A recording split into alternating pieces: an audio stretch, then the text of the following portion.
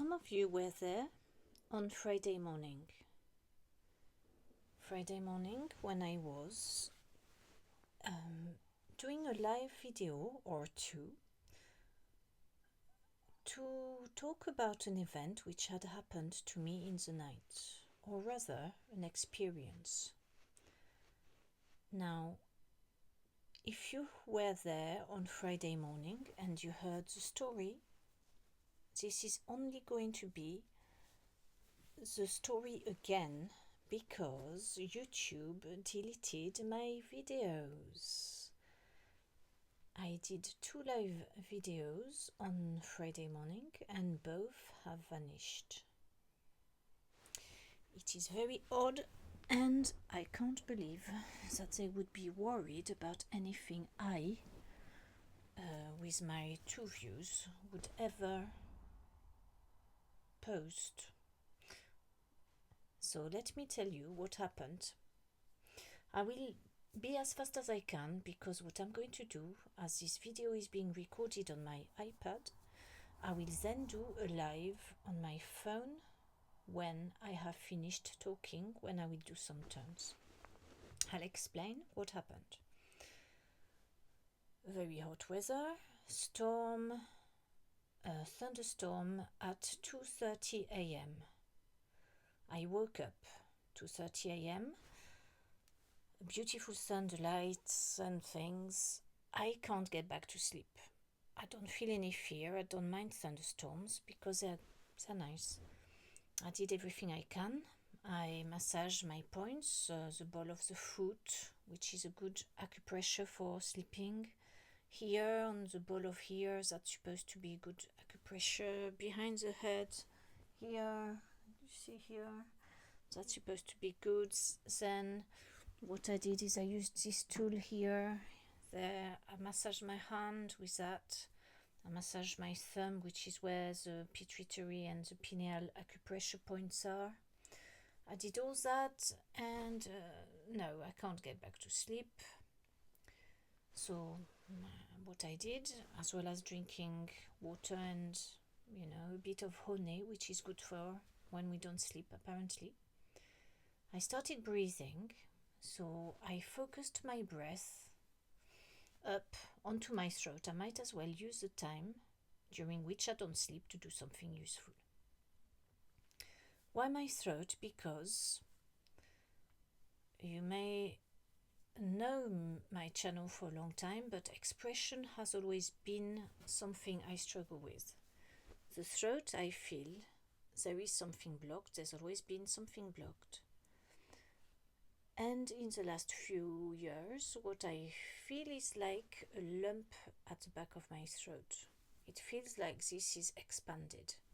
So you could see that I have a gland here that is lumpy, which makes it look like I've got an Adam's apple.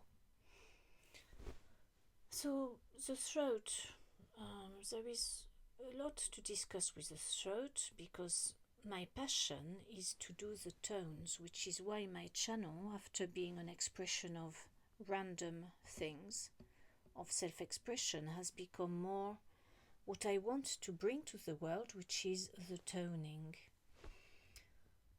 The sound, the vibration, as this may have been the first thing to come. I don't know if it's true. They say sound created the world.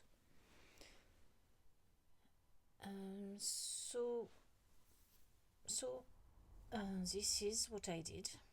I breathed and I focused for the energy of my breath, the oxygen to go onto my throat.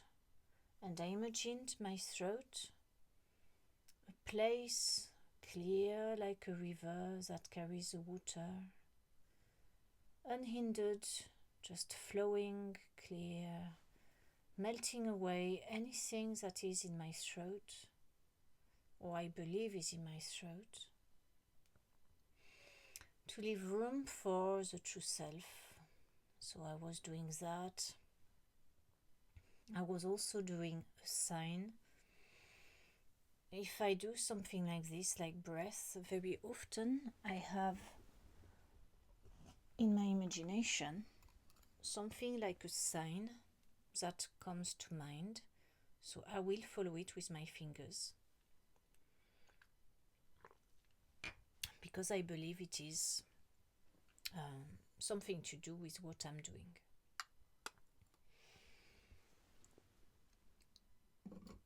As I did that, soft, gentle breathing, once, twice, 3 times, still no sleep. I'm there lying on my back thinking, is this ever going to work?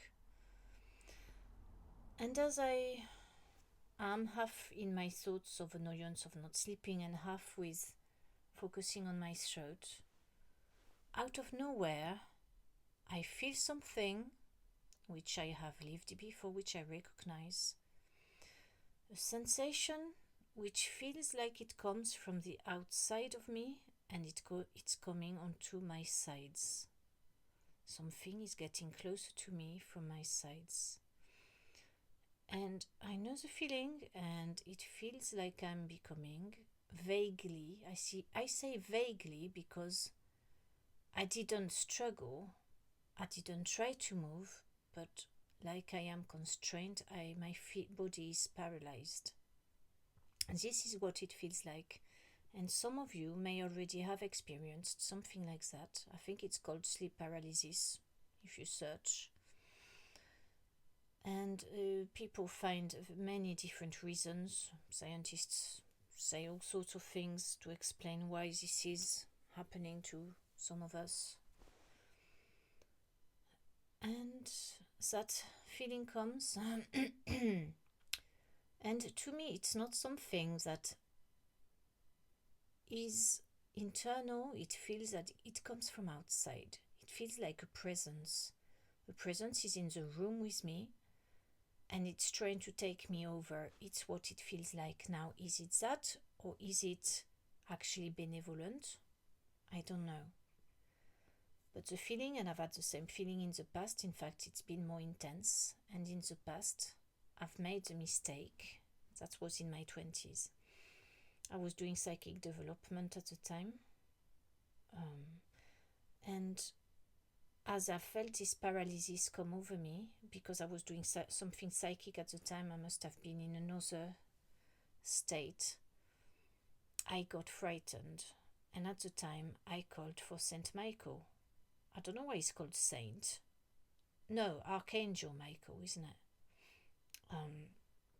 And at the time I didn't know what else to do, because I'd read in New Age books that this is what you do when you feel powerless, is you call on to angelic beings, which are portrayed as being benevolent beings through our religions and also our beliefs.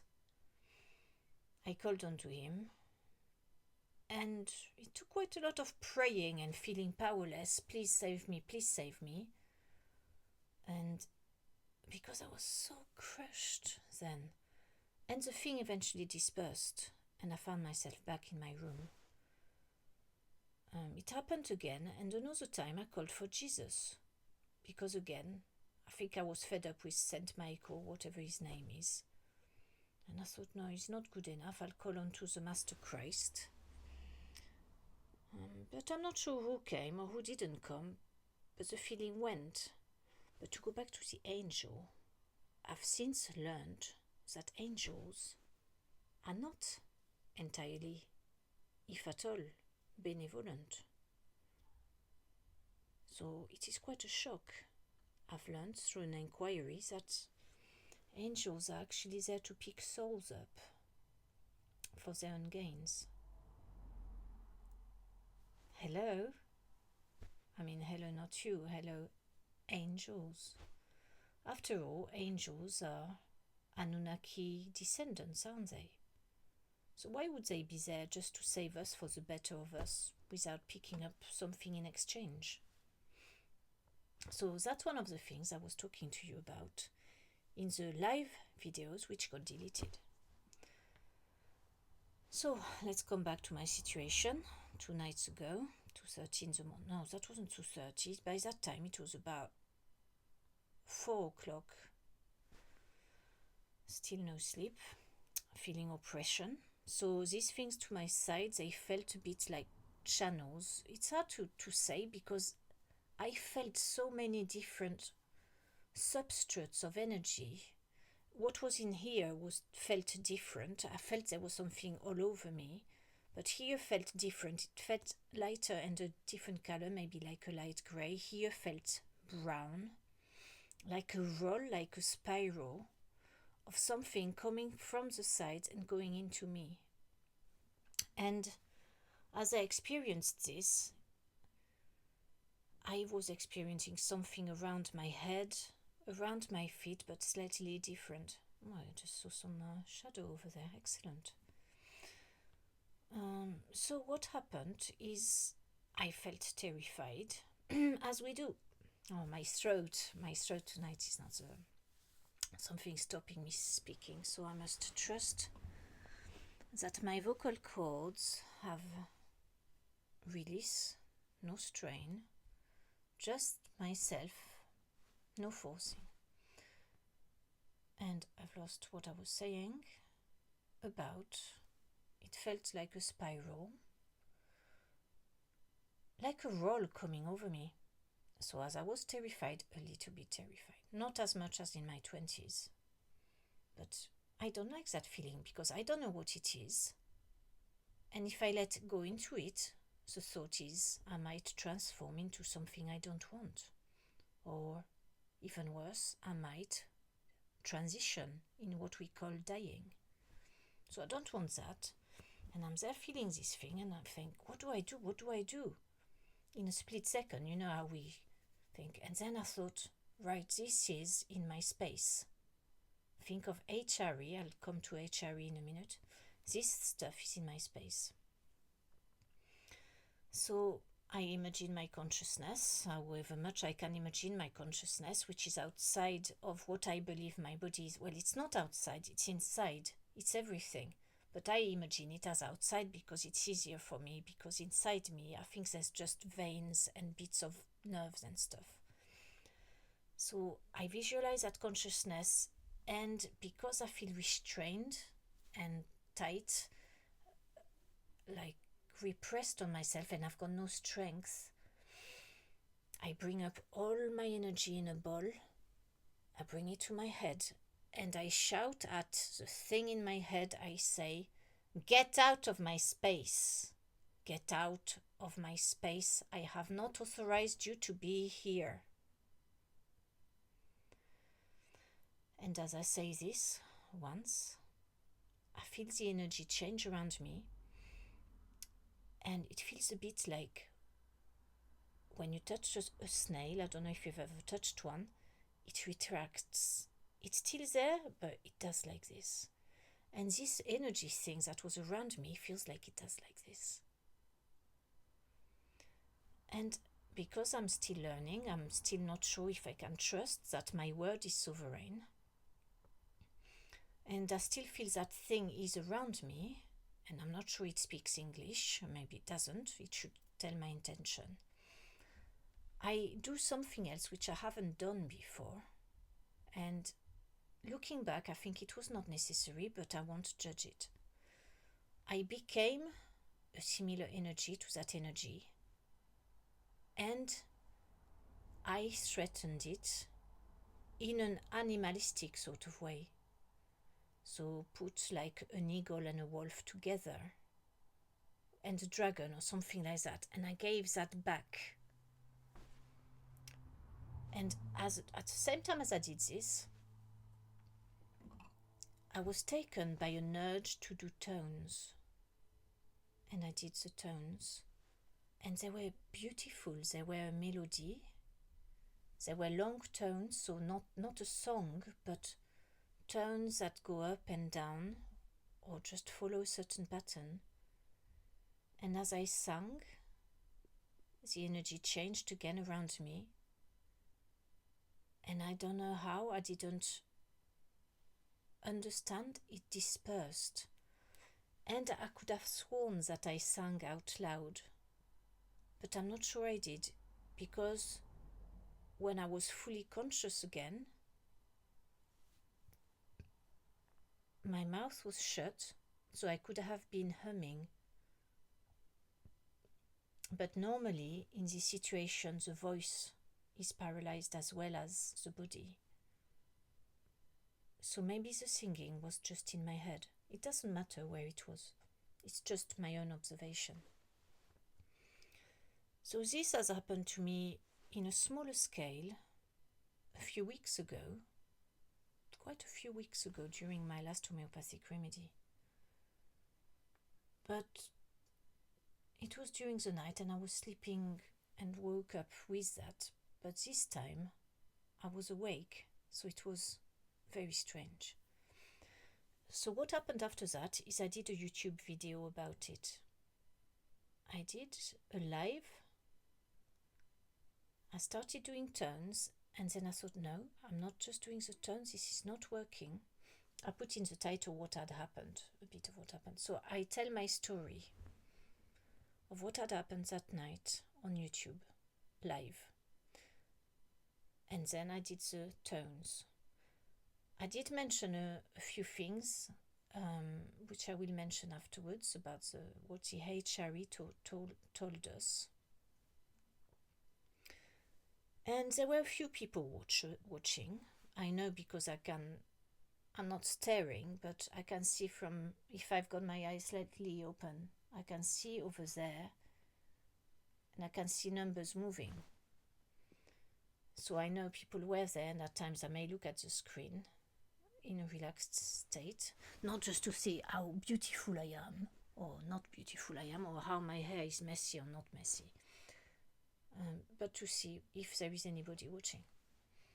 And there were people, but nobody commented because I turned off the comments, because when I do tones I get a lot of, not a lot, I get some comments that I would rather not be there, and other comments that I don't care if they're there, because they're welcome and they are very nice.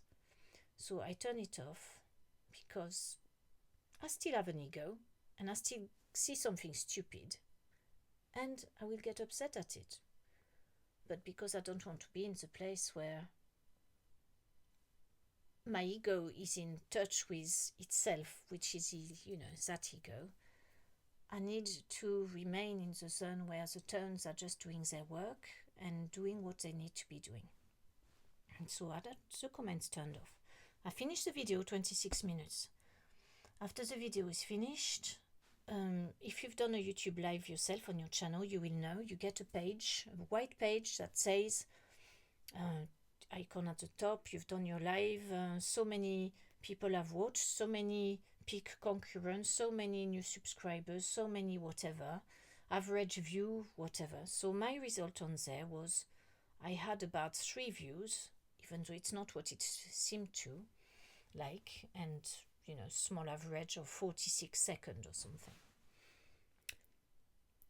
And the page shut, sorry. I didn't shut the page shuts itself. And then it goes to my live videos, and then I can edit the video and put it public, because YouTube, it makes the videos live, it makes them private when they're finished. Probably because they want to check it themselves and check whether it's suitable and abiding by the community guideline or something.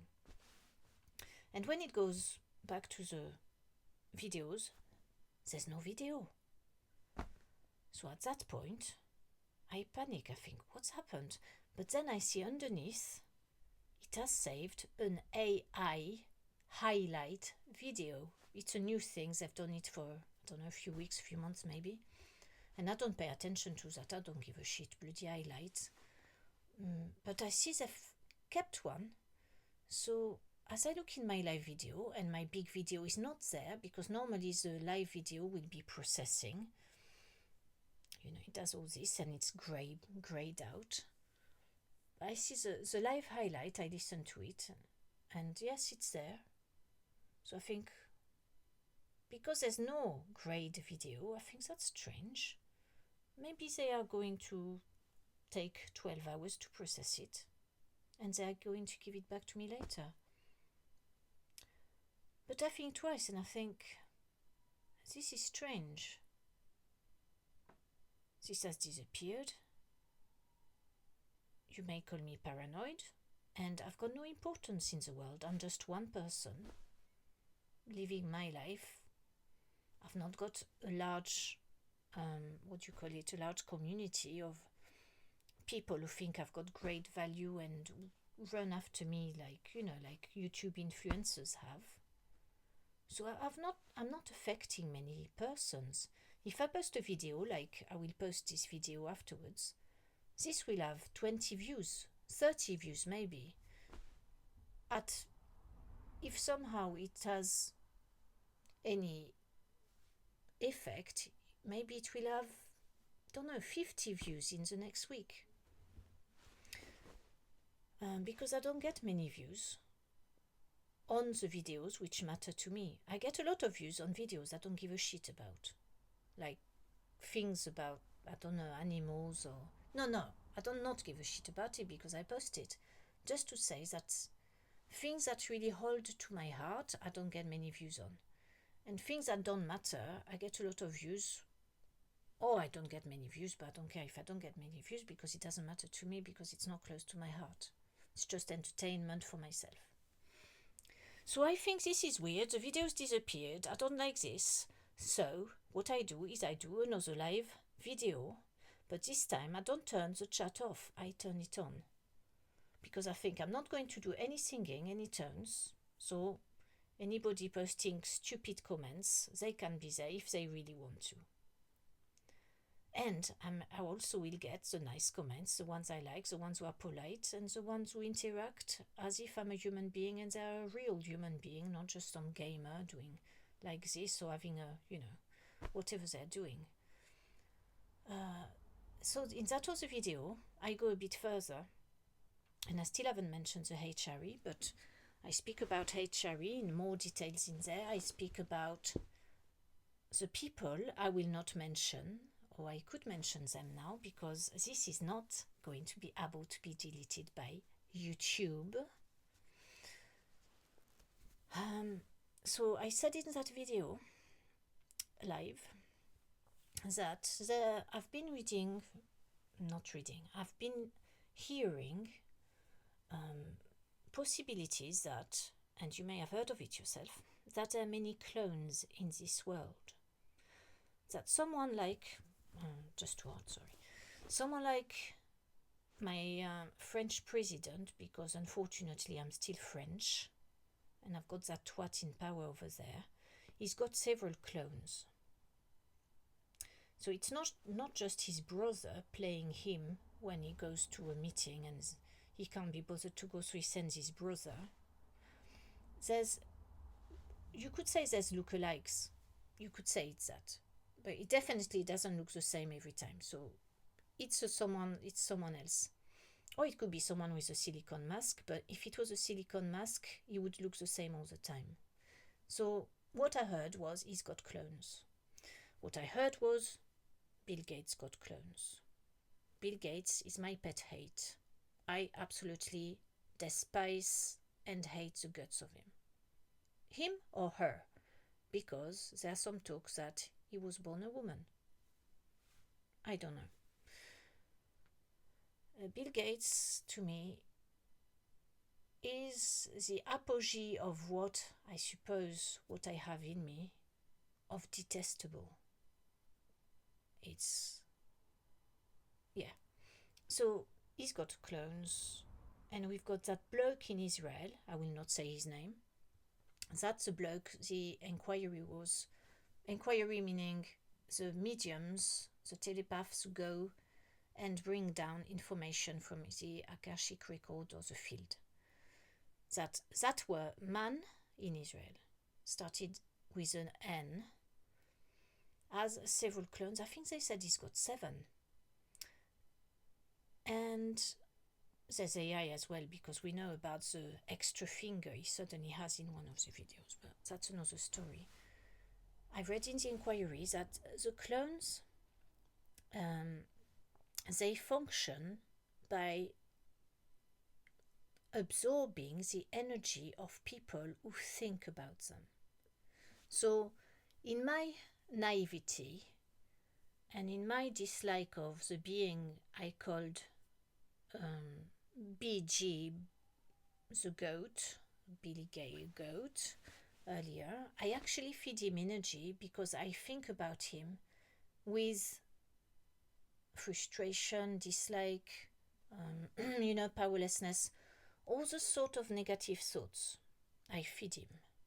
And the same as that one they were talking about with an N gets fed by people hating him, because there's many, many, many out there who hate the guts of that man.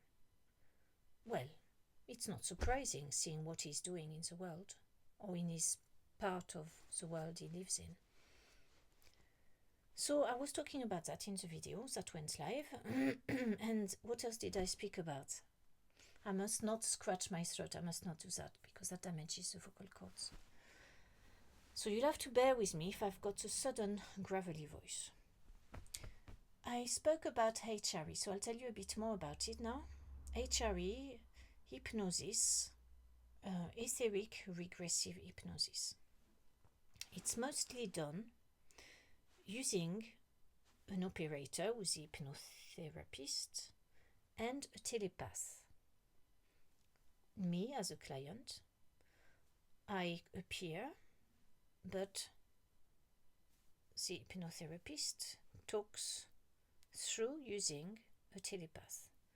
So this person, who's a trained medium, gathers information about someone's life. Not someone's life, physical life. They go to maybe the subconscious, or sometimes the subconscious, or rather often the subconscious, but mostly they go to the consciousness. So they go to what I call is outside of me, but it's actually in me, this thing that is 32 gram, 0.36 or something, like when everybody dies, there's a weight loss of certain, it's always the same regardless of the size of the person. So they think it could be what we call soul, that actually comes out of the body and vanishes off, this electric thing that animates us. So a session of HRE being this, I've taken part in one. They find on the etheric plane of the people's consciousness, so my consciousness is rooted into me. It's also rooted in different me's in different places, and also what we call past lives, if time and space, if time is really linear, which I'm not believing it is, because time is a bit weird. It's a human construct. And space, I don't know either, but those other lives it's linked to. And I don't know how it works with the ancestry.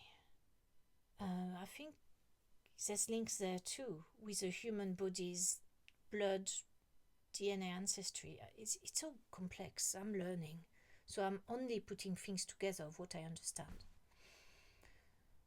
So they talk through to the consciousness. That's the first thing usually they go to. Sometimes the consciousness wants to speak to them. Sometimes it's too busy doing other things.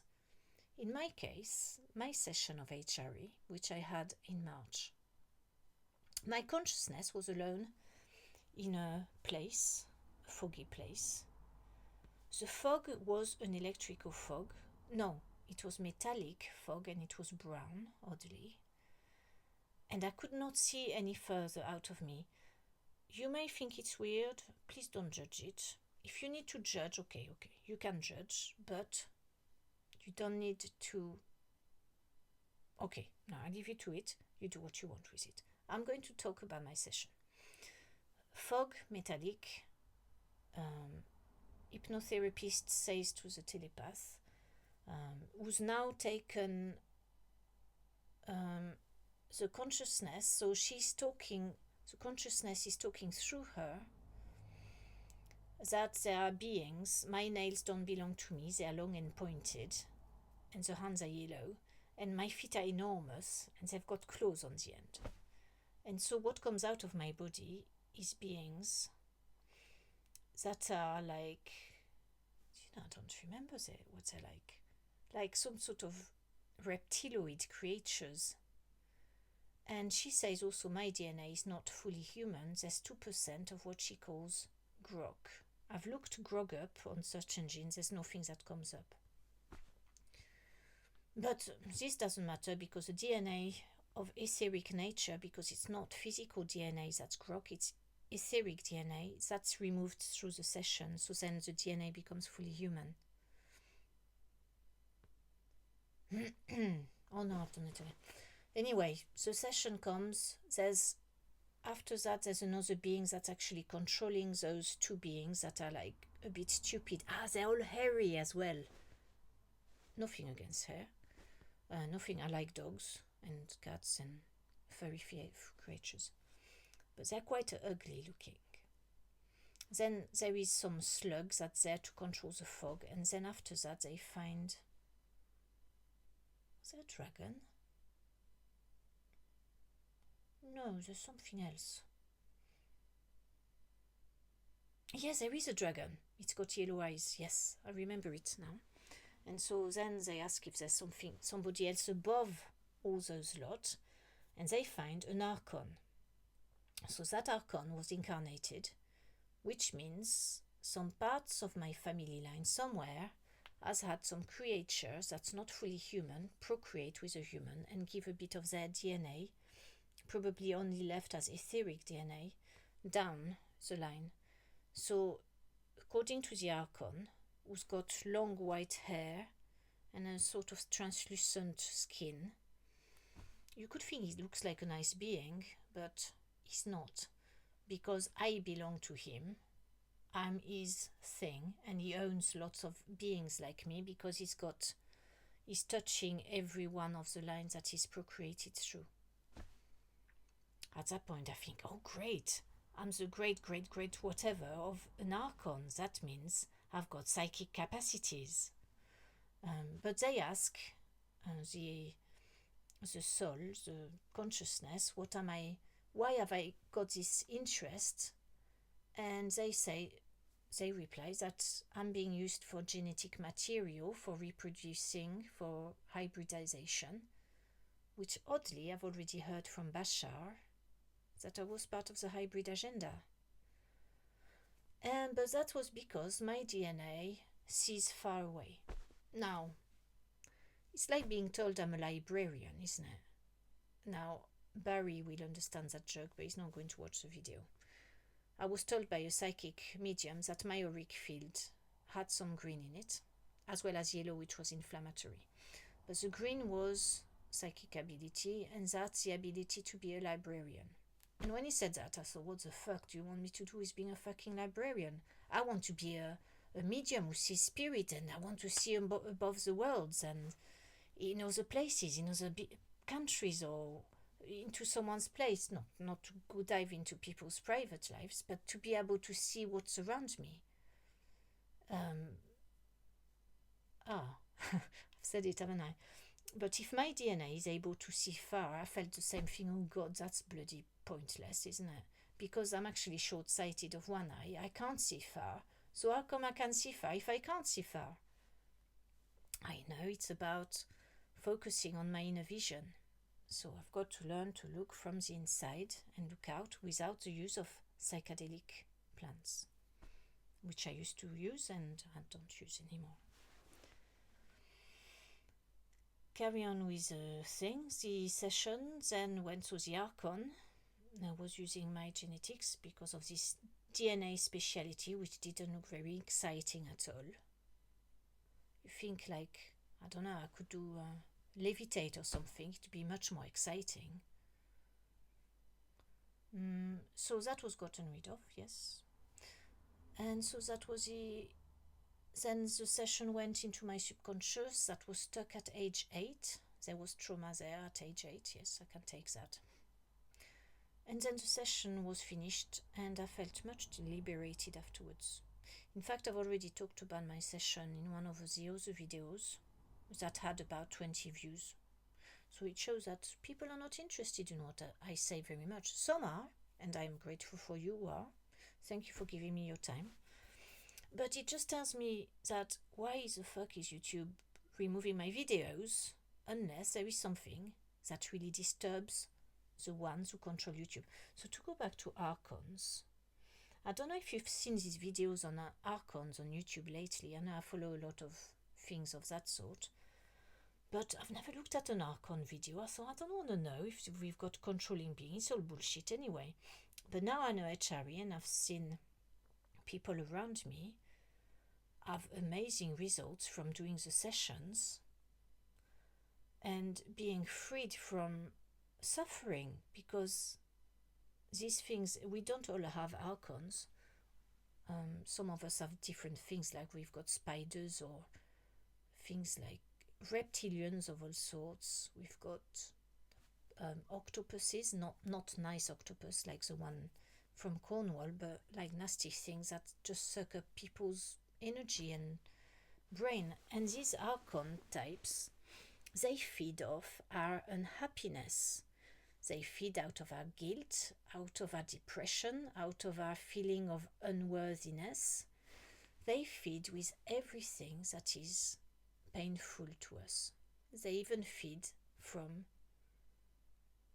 should I say it or not? No, I won't say it because I'm not sure if that's true. I'll take that back. They feed on a lot of mental things that happen to us. So they want us to suffer, because the more we suffer, the more we feed them. So that's what I was talking about in that other video that got deleted, the second one. And you think the YouTube type people at the who all know that and tell AI to delete this and that, you think they wouldn't give a shit, because people listening to me will just think, oh, she's nuts, she's got some silly belief. I'm not listening to her. I'll believe what the newspaper tell me, because that's the source of information, is what the newspapers and the mainstream media tell me. Back to the sessions of HRE. So I spoke about the HRE and what the HRE teaches us and teaches our consciousness is how to get rid of things that attach to us. They teach our consciousness to remind itself that it is sovereign and that it's got a physical part that it's linked with, because sometimes the consciousnesses are so busy faffing about here and there, they forget about the physical consciousnesses that we are consciously. So this is what I was saying in that video, is remember, regardless of whether you believe or not, that we may have interference on a plane which is out, in and out within us, and that our programs, our sabotage, our unhappiness, our sad grief. I know we all have to, we're here to experience emotions, but are we there to dwell into those emotions for months and years and not being able to let go? So it teaches us to say to the thing that is in our space, leave my space. It reminds us and our consciousness that we are sovereign, that we have full power, and that if we have anything feeding off us of our negative energy, that we have allowed that thing to be there in our life at that point. And usually those interferences come through trauma, through events that are difficult in our lives, bereavement, accidents. Sometimes if we are in a space where we were upset before the accident and the accident freezes something of the upset, opens up a breach. These things, they pretend they are benevolent and say, I will help you, come with me, give me your soul in purpose in exchange, and I will look after you. We must remember we do not need anybody to save us, we do not need anybody to look after us. We are capable to do this ourselves. And it is what I'm learning by listening to the HRE sessions of other people, the ones of my friends who have done them, and the one for my deceased family. I'll give you an example, even though it is personal to one of my family members. This family member, who is still alive today, has lost, what would you say, lost her head. So she was able to have a session even though she's still alive without her consent, because you're not supposed to do, you can't do sessions with people who have not consented unless they are close to death, or they've lost their heads. You mean they're nuts. You call it Alzheimerish maybe, or something like that. Or if they are, I'm not really allowed to do them if they're in the womb, I don't know. Maybe if they're in the womb you can, if it's the mother who agrees. So this person, she's locked in a nut house. She's of a certain age, quite old, in the 90s. So I do a session, get a session done for her. What comes up is, let me remember what she had. She doesn't have an archon in her consciousness, at least not one showing at this time.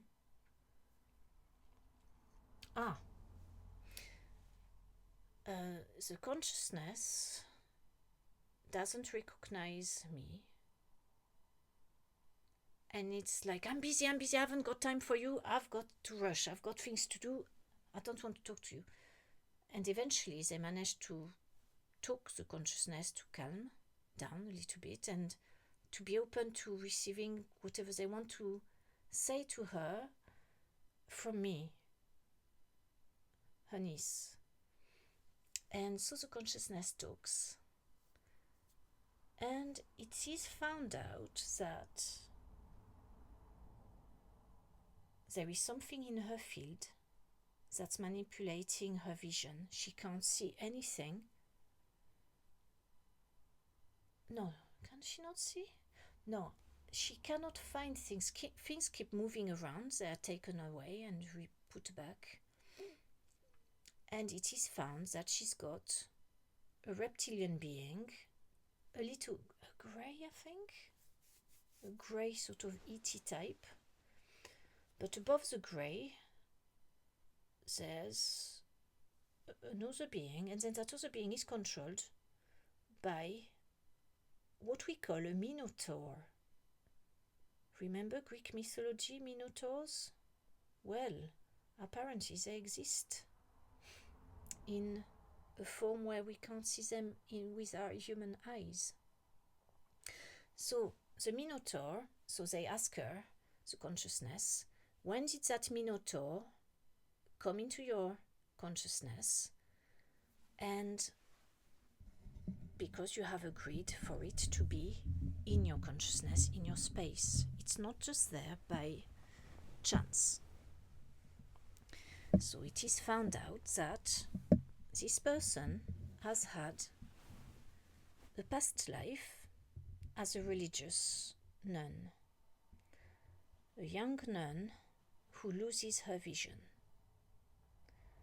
This young nun is so upset losing her vision because she loves colors. Her passion is colors, and she absolutely loves flowers.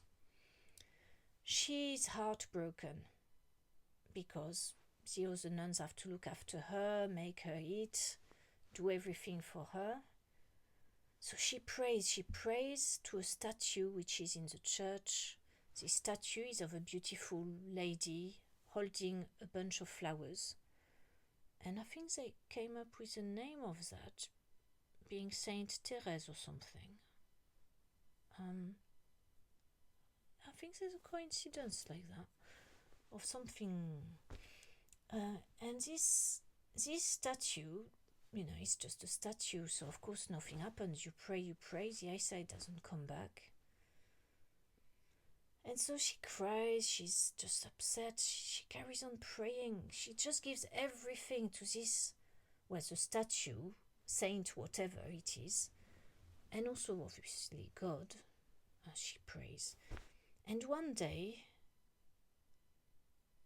the statue moves. She doesn't see the movement, but she hears a voice. It isn't Saint whatever. It is a Minotaur coming, taking the persona of a nice saint with flowers in her arms. And the voice says, "Do not cry, my dear child, I am here to help you. I will help you feel happiness in your heart again. I will help you find peace." And because this young religious nun has been upset and crying for so long, she just gives a hand to this thing that she believes is benevolent. And the Minotaur is very pleased. She agrees it to be in her space. And of course, the Minotaur then takes her lives after this life. So, to go back to the nun, she doesn't regain her eyesight. No miracle happens. She's still blind, she's still upset, but now she's got peace in her heart, and every day she goes and puts flowers for what she believes is the saint, but actually the Minotaur. Her condition gets worse, the nuns have to look after her more and more, and then she dies. And then she reincarnates as this person in my family. She may have had other incarnations, but they don't come into the session. She probably has. I say probably because she wouldn't just have two, because a Minotaur needs a lot to eat. And in this life, she loves color, she loves flowers. Absolutely loves flowers. Now, they didn't know anything about this person. I didn't give them any detail. So, coincidence or not. And the Minotaur was creating the confusion. But he is removed because the consciousness is being now taught that she is fully herself. She does not need any help. She's everything. And she's just sovereign in her space. She does not need to feed into lives now where external influences are holding her just to feed off her. So this is for one of the sessions. All the sessions that I've heard contain some of these elements. So if nothing else,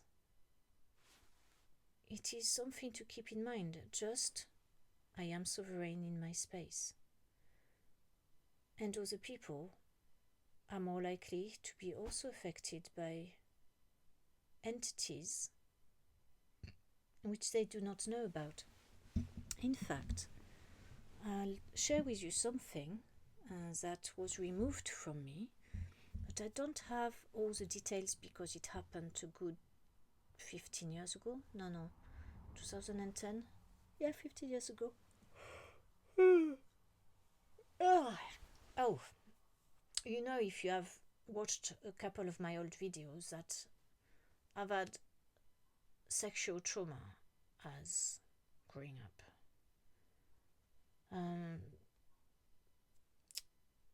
We met a person in a new location where I lived who does entity removals. So I said one day, would you look at me because I cannot get out of my cycle of depression. I feel like shit. most of the time, my mood swings. I feel like I've got something controlling me. Can you look? So this person did a session for me. He does it not with me in the room. He takes himself away, goes into a trance. And he came back and he said, I couldn't find anything. There's nothing on you, nothing at all. So I kept looking and I couldn't see anything. I looked in different angles, different places, nothing. And then, he said, then I saw it. It was enormous, and it was so grown that I couldn't see it. It was hiding. It was able to disguise itself and be unseen. And I had a right of a fight to get rid of that. And that thing has been with you for most of your life. And the information I took was it came with you at a time of trauma. At a time when you were very little and something happened, and you were powerless and you cried for help. And when we cry for help, when trauma happens and we feel powerless and we wait for some figure to come and save us, what comes are not figures that come and save us. They're figures that may pretend they're there to save us, but they're actually there to use us and to act as parasites. So that was interesting. And at the time, I didn't feel much different afterwards. So I thought, well, I'm grateful.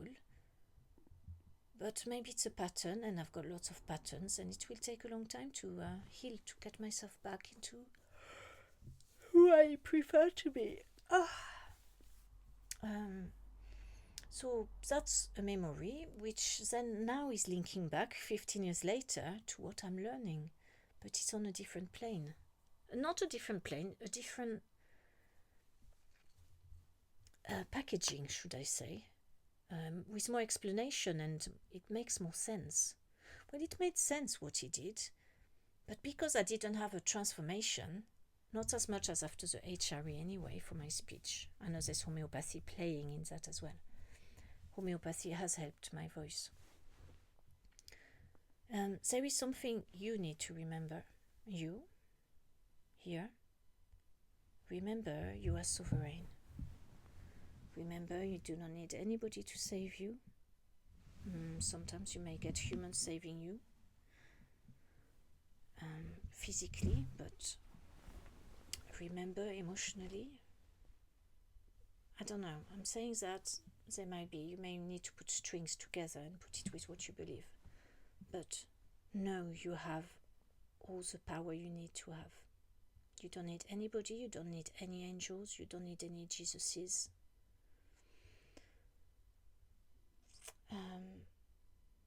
You are everything. We are all a piece of God, as Bruce Lipton says it. And if we are all a piece of God, we are sovereign, we have power, we are capable of amazing things. And we do not need to be told what to do. So this is what I was talking about. Not as much of that in my live session. So now I will send this video to upload, and I will record the other one, but I will do a live sounds. Do I need to? I don't know. Do I do? No, because I've got the Wi-Fi shutting down at 11 and it's been 54 minutes, so it will be close, so I need to upload this. And I will do the tones as a live because I will not dare remove the tones, as I'm not going to say anything obnoxious that I do not like. Thank you for listening.